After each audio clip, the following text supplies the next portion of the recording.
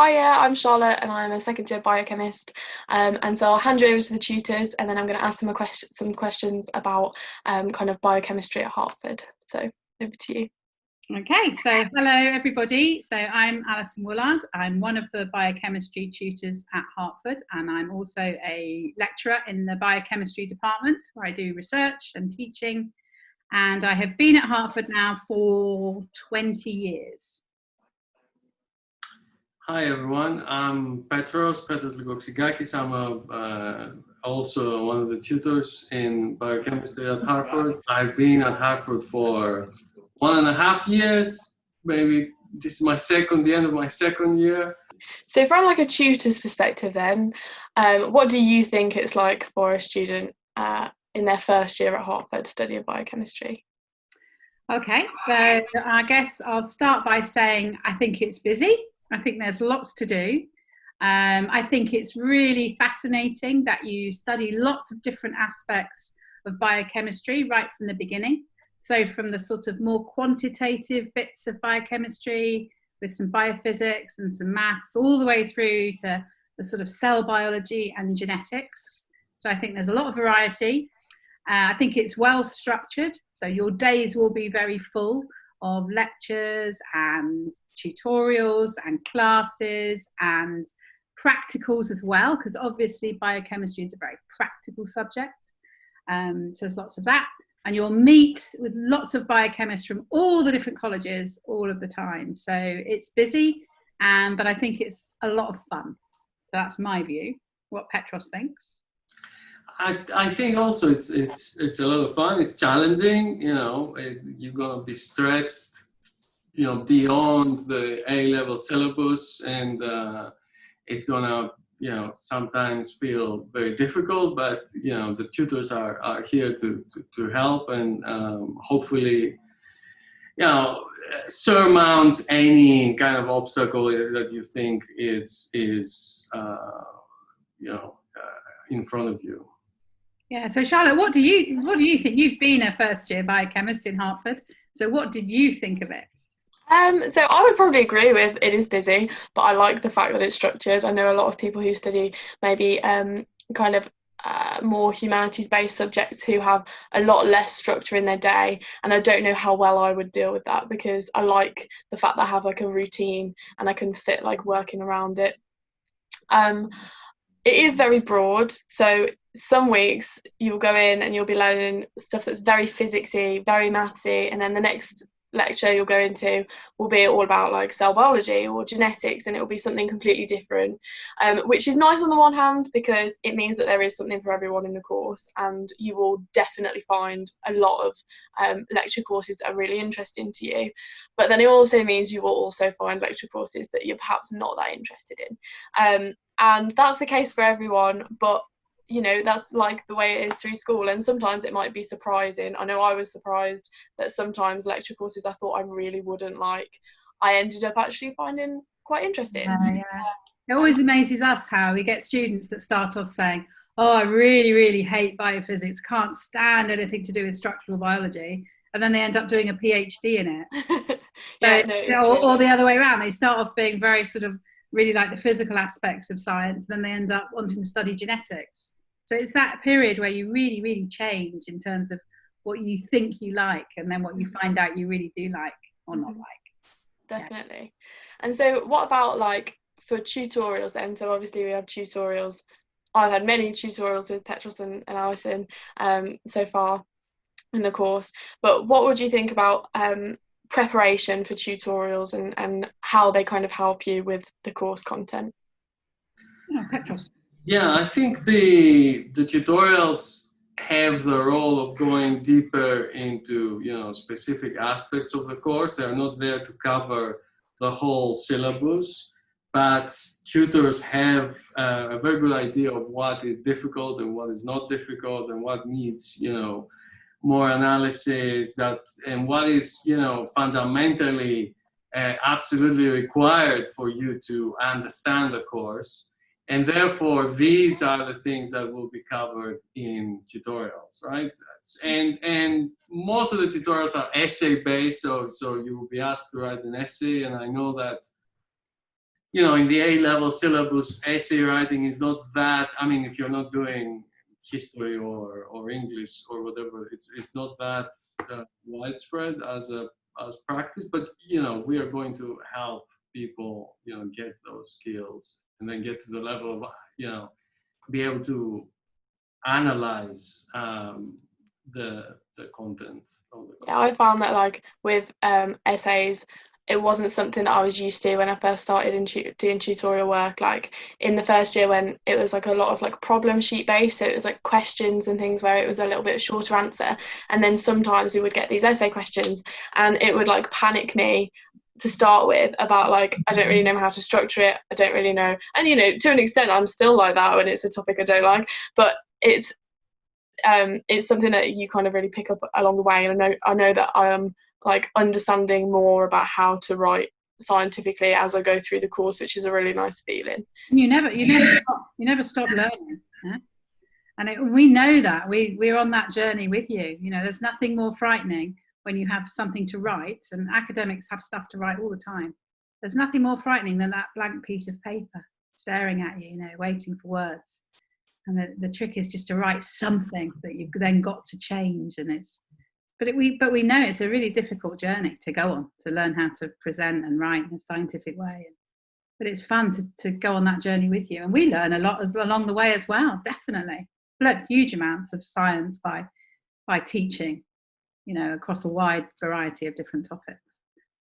So would you say then with the tutorial work, like how much of the week in a typical first year week would it take up of, or would you expect it to take up of a student's time?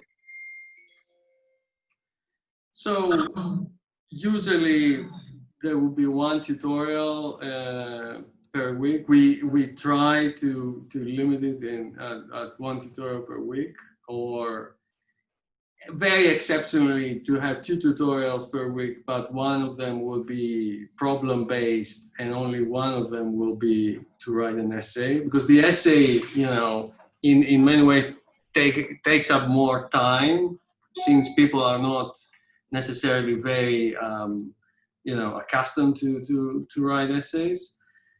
But I would say, you can, in a couple of days, you will be able to. I mean, not, Solid work. All day. All day, but couple of sessions. Yeah, a couple of sessions. Within a couple of days, you should be able to write the essay, right? Do the reading and write the essay, and the reading will be guided, right? We will give you, what things to read, in what order, what you will get from each piece of reading, and so on.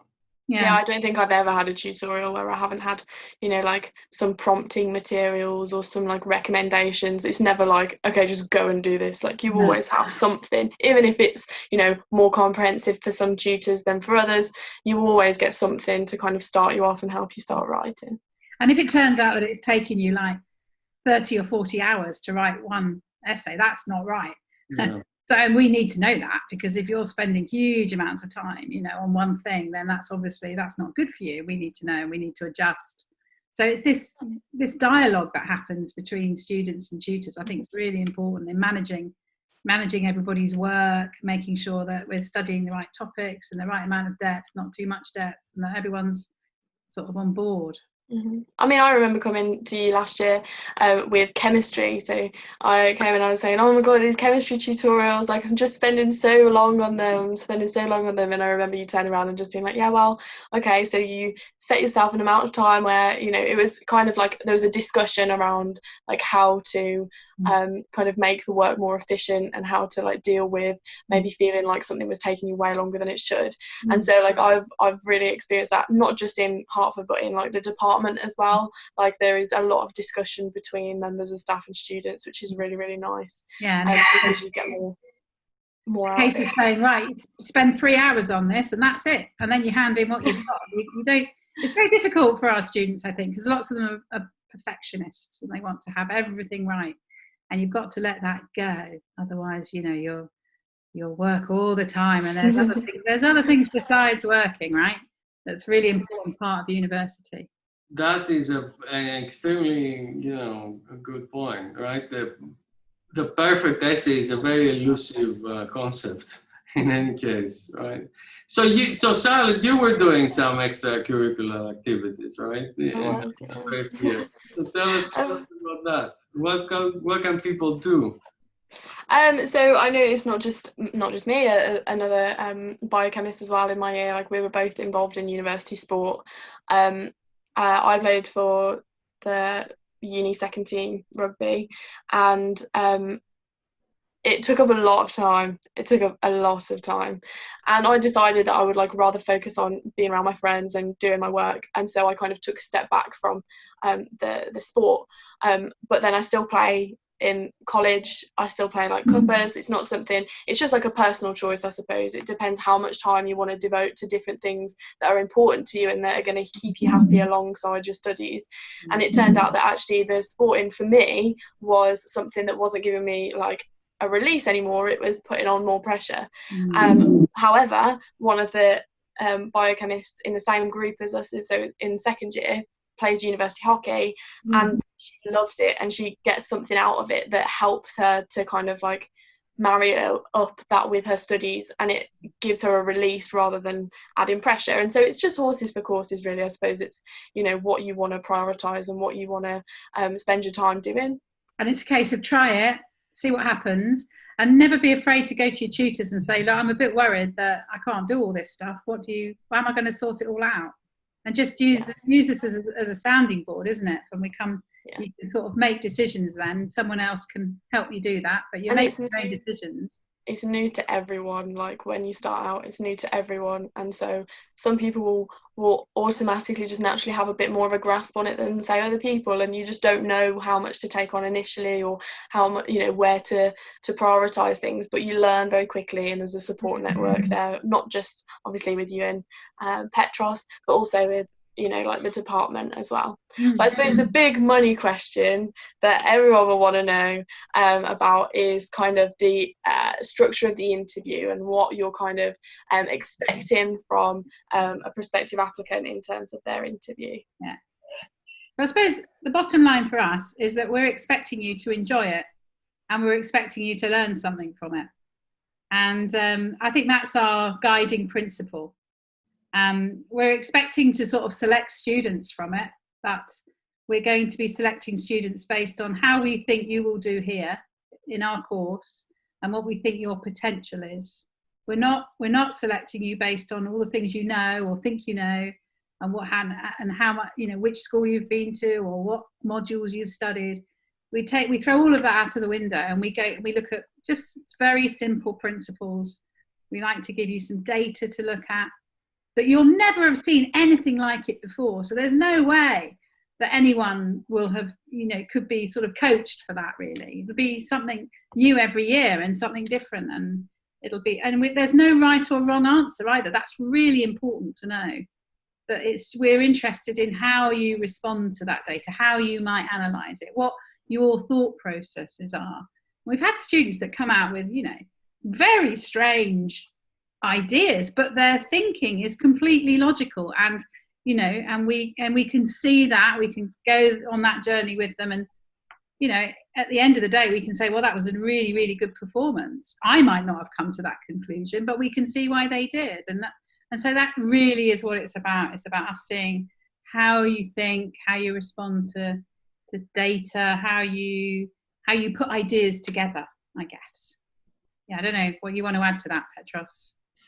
I think, all of this, plus the fact that, for us, it's a way to look how people use, what they have learned, and how they use precise language to try to get into the details of a new problem, right? Of a problem that they wouldn't have had the chance to see, before, during the A-level course or whatever, international baccalaureate or whatever course, because we have been fortunate to have also many international students. But it's, exactly what Alison said, has nothing to do with necessarily knowledge, but how you use that knowledge to critically, sort of approach a new problem. Yeah. Don't be scared. It's fine. Do you remember? Oh, I loved it. I loved my interview. Did you? Yeah, I had such a good time. That sounds really nerdy, but why was that? So how did the nerves and the sort of excitement balance out for you? So I was really nervous. My first interview was at Hartford, and I remember it was Alison and a lady called Delia, and who I still see now, and it was all about nematodes. It was all about worms, and you showed me like loads of different phenotypes, and then the gels, the like corresponding gels, and you had to like match them up, I think. And I just remember being really interested in it, and just really enjoying it. And once I kind of sat down, as soon as I started talking and like getting into discussion, the nerves just like kind of went. And I think like the only way I can describe it is if anyone that's watching plays an instrument and you have a performance or you have to do something, the nerves beforehand are just so horrible, and you just think, oh my god, there's no way I'm going to do this. And then as soon as you play the first note, you just start, and it just comes naturally, and you just kind of go okay, and you kind of settle down, and it becomes much easier. And that's exactly how I felt in the interview. When I was standing outside the door, I was like, oh, I can't do this, I don't know what I'm doing here. And then I got in, and as soon as I started talking, you kind of forget where you are because you're just having a conversation, and that's what's really nice about it. And what you don't know, Charlotte, is that feeling never really goes away. So whenever Petros or I go to a conference and we give a talk, that's exactly how I feel at the beginning of that lecture. I'm like, there is no way I can go out there on that stage and talk about this to 350, 400 people who are all going to be critical. You think there's absolutely no way I can do it. And then it's exactly right. You start, and then all the nerves just go, and then you're just in that moment, aren't you? And you can sort of hear yourself, or you can hear yourself thinking almost. And you can take that time, not try and rush. Take your time and pause if you need to. Have thinking time. I think just like kind of just trusting yourself that like there's nothing wrong going to come out of it. Do you know what I mean? Like it's not the end of the world, and it's not going to be the be all and end all. Whatever happens in the room, it's just an opportunity to learn, and it's just an opportunity to have an experience. And I think if you view it like that, and you'll really end up enjoying it. And I would say to students, you're not all going to get in to Oxford to study biochemistry, because that's a simple mathematical problem, right? But you're all going to be successful because you're all, academically very high achieving. You've all worked really hard. You all have that work ethic. You're all interested in things. You will find what you want to do, where you want to go, wherever you go to university, or even if you don't, you will be successful people, and you are, you're the masters of your destiny. And use it well. So Charlotte, you're here. Are you glad you're at Hartford studying biochemistry, or would you rather be in another college? I am so glad I'm at Hartford. I was hell bent on it, to be honest. I came for an open day. Well, not an open day, like some kind of access event at a different college.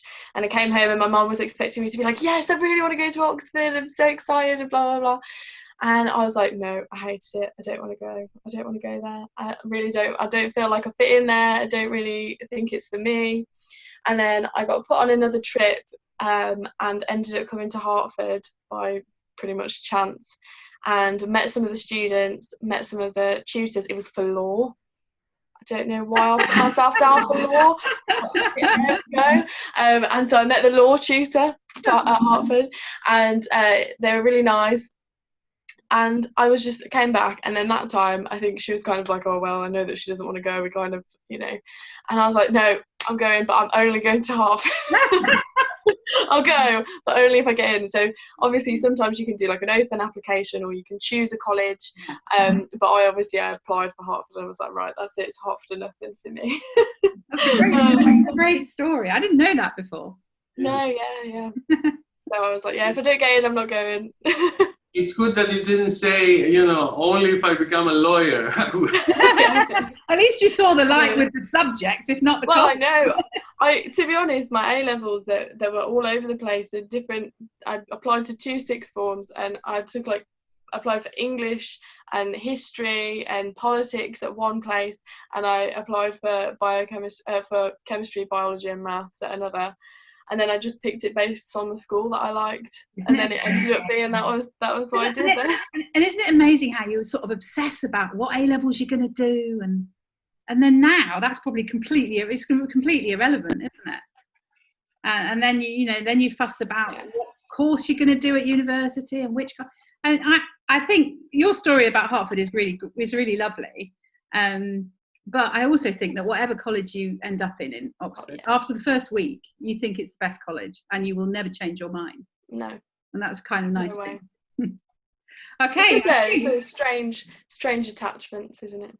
Yeah, I think that's a really good place to end this interview. So thanks, we really appreciate, Charlotte, you coming along and talking. No, thank you for answering all the questions. Okay, thank you.